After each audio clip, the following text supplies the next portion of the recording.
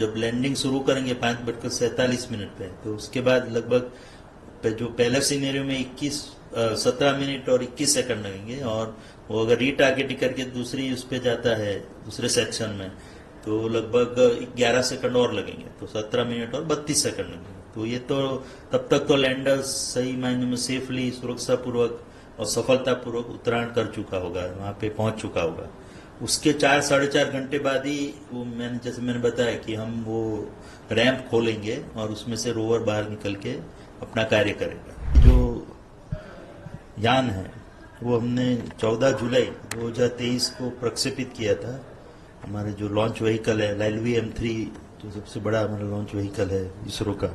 उसके द्वारा श्रीहरिकोटा से। उसके बाद उसको जियो ट्रांजिशनरी ऑर्बिट में रख दिया गया था, और उसके बाद धीरे धीरे उसका ऑर्बिट बदलते हुए उसको अर्थ के इन्फ्लुएंस से बाहर निकाला गया, जिससे कि अर्थ के ग्रेविटेशन इफेक्ट से बाहर जाए और चंद्र की ओर अग्रसर हो, जिसको ट्रांस ल्यूनर ट्रेजेक्ट्री बोलते हैं। उसके बाद उसको ल्यूनर ऑर्बिट इंसर्शन वो कार्य हुआ 5 अगस्त को, जबकि उसको ल्यूनर ऑर्बिट में दाखिल किया गया, और वो बहुत ही बहुत ही इम्पोर्टेंट महत्व का मैन्यूवर था, क्योंकि अगर वो हम चूक जाते तो फिर वो हमारे कंट्रोल से बाहर हो सकता था यान। बट पहले 2 बार हम कर चुके थे, इसलिए इस पर भी पूरा हमको विश्वास था, भरोसा था। तो वो तो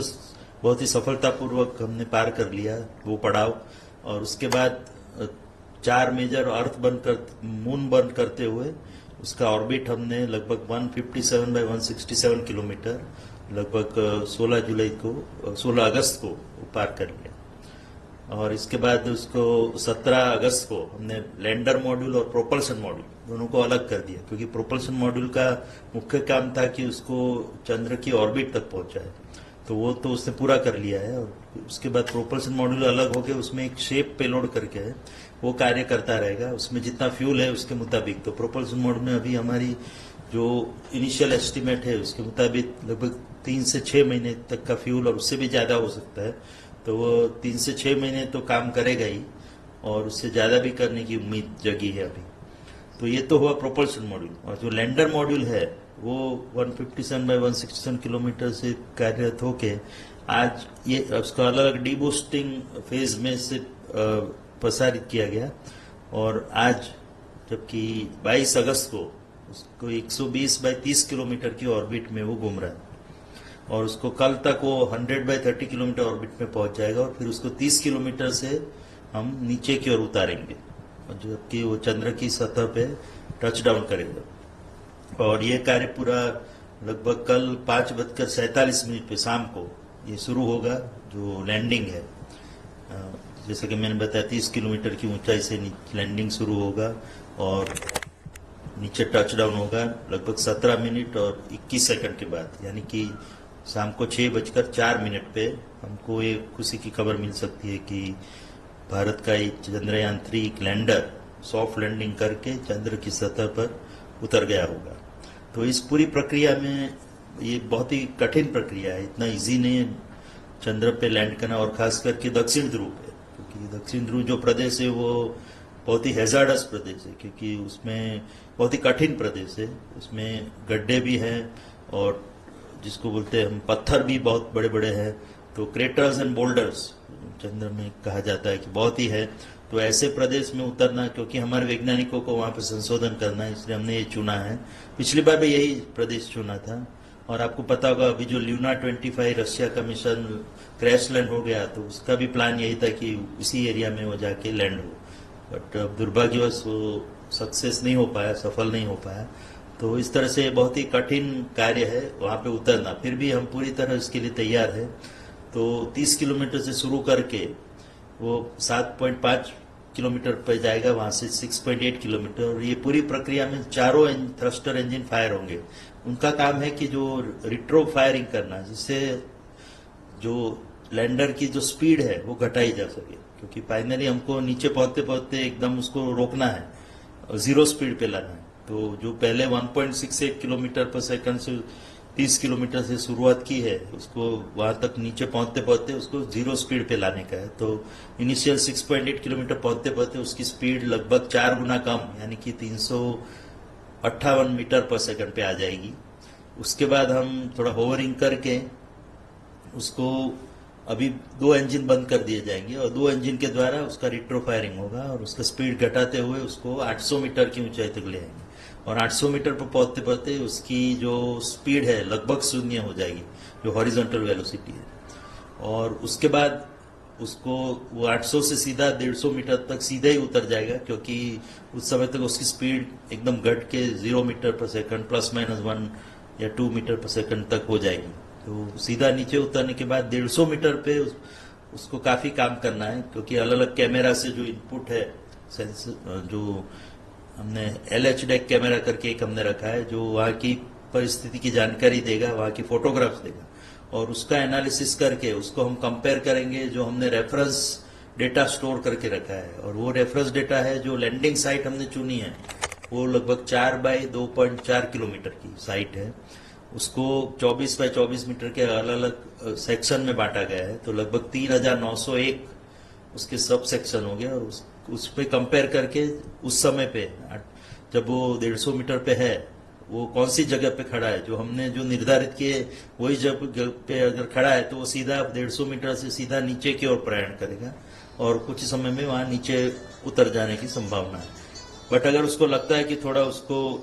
यहाँ से उसको उसका ट्रेजेक्टरी चेंज करना है, जिसको हम रीटारगेटिंग बोलते हैं, तो 150 मीटर से थोड़ा खिसक के 60 मीटर तक आएगा और उसका एक्स और वाई मूवमेंट होगा और अगेन वहां पे वो इमेज लेके उसका एनालिसिस करके उसको कंपेयर करेगा। और जैसा कि मैंने बताया वो 3901 सेक्शन में से जो सेक्शन को योग्य लगता है वहां पे जाके वो सीधे 60 मीटर से सीधा नीचे उतर जाएगा। तो ये तो हमारी 2 पॉसिबिलिटी हुई कल जब हम नीचे उतरेंगे। तब अगर हमको लगता है कि जब वो 800-150 मीटर पे होगा उसको लगता है कि कोई भी इमेज मैच नहीं हो रही है और कोई एक जो पूर्व निर्धारित एरिया के बदले कोई और जगह ही अगर पहुंच गया है और उसकी संभावना काफी कम है, फिर भी उस संभावना को मद्देनजर रखते हुए हमने प्रोग्रामिंग में वो टेक केयर किया है। तो उस समय पे लैंडर खुद ही अभी इमेज जो कैमरा से इमेज आएगी उसका 2D इमेज लेगा और उससे प्रोसेस करके वहां पे जो उसको सेफ एरिया दिखता है, क्योंकि इमेज में सब पता लग जाएगा कि कौन सा एरिया सही है, कौन सा में क्रेटर और बोल्डर ज्यादा है, तो सही एरिया खुद ही चूज करके तो वो निर्णय वो अपने आप लेगा और सीधा वहां पे नीचे उतरने की कोशिश करेगा। और हमको पूरी आशा है कि ये तीसरे जो सैल्वेज या इमरजेंसी मोड है उसकी जरूरत नहीं पड़ेगी और जो पहले 2 मोड मैंने बताए उसमें से ही एक मोड पे और जो हमने निर्धारित किया साइट उसी में वो सही जगह पे उतराण कर देगा।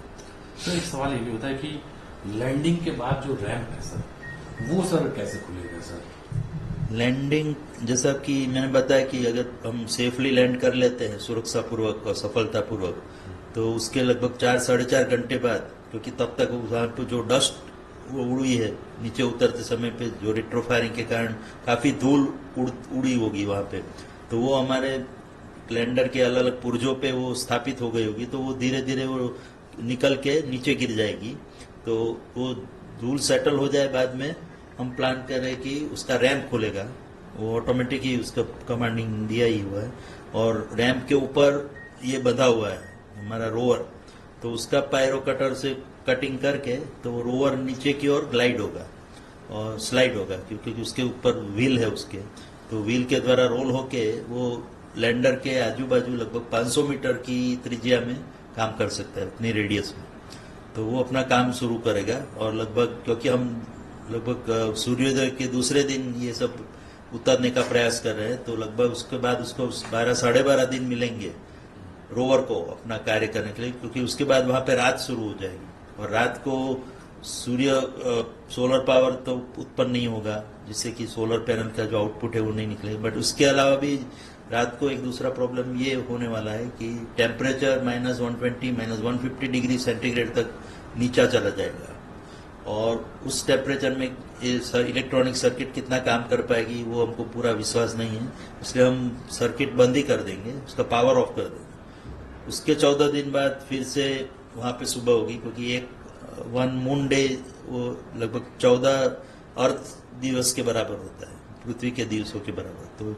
14 दिन रात रहने के बाद एक बार फिर से हम उसको रिवाइव करने का ट्राई करेंगे, रोवर को और लैंडर के जो पेलोड है उसको भी। तो उसको स्विच ऑन करके हम देखेंगे कि वह कार्य करने के योग्य रहे कि नहीं। बहुत आशा तो नहीं है, बट फिर भी अगर सरवाइव कर जाते हैं कोल्ड टेम्परेचर और उसके इलेक्ट्रॉनिक जॉइंट्स मजबूत रहते हैं तो वो फिर से कार्य करने लगेगा। जैसा भी कार्य हो वो करेगा, थोड़ा बहुत कार्य, तो उतना हम एक्सपेरिमेंट के लिए हमारे लिए बोनस पीरियड होगा। तो ये ऐसे प्लान बनाया गया है। तो लगभग ये मिशन की लाइफ 14 दिन है, बोथ लैंडर और रोवर दोनों के लिए। और 14 दिनों तक जो एक्सपेरिमेंट करके लैंडर पे हमारे 4 पेलोड है और रोवर पे 2 पेलोड है। तो वो वहाँ की जमीन का जायजा लेके उसका कॉम्पोजिशन, इलेक्ट्रोमैग्नेटिक, एलिमेंटल और मॉलिकुलर कॉम्पोजिशन लेके हमको वहाँ की जमीन, मिट्टी के बारे में, उसके मिनरल्स के बारे में हमको इंफॉर्मेशन देंगे, माहिती देंगे, जिसका उपयोग करके आगे रिसर्च कर सकते हैं, संशोधन कर सकते हैं हमारे वैज्ञानिक। सर ये सवाल भी होता है कि जैसा आपने कहा, तो रोवर को उतरने में और लैंडर को चंद्र पर उतरने में कितना समय लगेगा? जैसे कि मैंने बताया, जब लैंडिंग शुरू करेंगे 5:47 पे, तो उसके बाद लगभग जो पहले सीनेरियो में 17 मिनट और 21 सेकंड लगेंगे, और वो अगर रीटारगेटिंग करके दूसरी उस पर जाता है, दूसरे सेक्शन में, तो लगभग 11 सेकंड और लगेंगे, तो 17 मिनट और 32 सेकंड लगेंगे। तो ये तो तब तक तो लैंडर सही मायने में सेफली, सुरक्षापूर्वक और सफलतापूर्वक उत्तरायण कर चुका होगा, वहां पे पहुंच चुका होगा। उसके 4-4.5 घंटे बाद ही वो जैसे मैंने बताया कि हम वो रैंप खोलेंगे और उसमें से रोवर बाहर निकल के अपना कार्य करेगा। तो वो तो सीधा ही रोल हो जाएगा, तो उसमें तो हार्डली 1 और 2 मिनट ही लगेंगे उसको नीचे उतरने में, क्योंकि वो तो सीधा लगभग 5 मीटर का स्लोप जैसा एक सीढ़ी जैसी है, जिसपे से रोवर नीचे उतरेगा। और रोवर के 2 जो पहिए हैं, एक पहिए पे हमने इसरो का सिंबल एम्बॉस किया है, दूसरे पहिए पे हमने अशोक स्तंभ जो भारत का है उसका सिंबल लगाया है। तो जब भी रोवर वहां पे घूमता रहेगा, मूवमेंट करेगा, उस समय पे उसकी छाप वो छोड़ेगा, अशोक स्तंभ और हमारे इसरो के सिंबल की। जो उसका फोटोग्राफ हमारा पीछे, रोवर के पीछे हमने एक रोवर इमेजर कैमरा लगाया है, तो वो रेगुलरली हमको वो इमेज देता रहेगा। तो उससे लोगों को भी आश्वासन मिलेगा, आश्वस्त होंगे कि रोवर हमारा ठीक काम कर रहा है और वहां पे चंद्र की धरती पे मूवमेंट करके और इसरो की छाप और हमारे देश की छाप वहां पे छोड़ चुका है।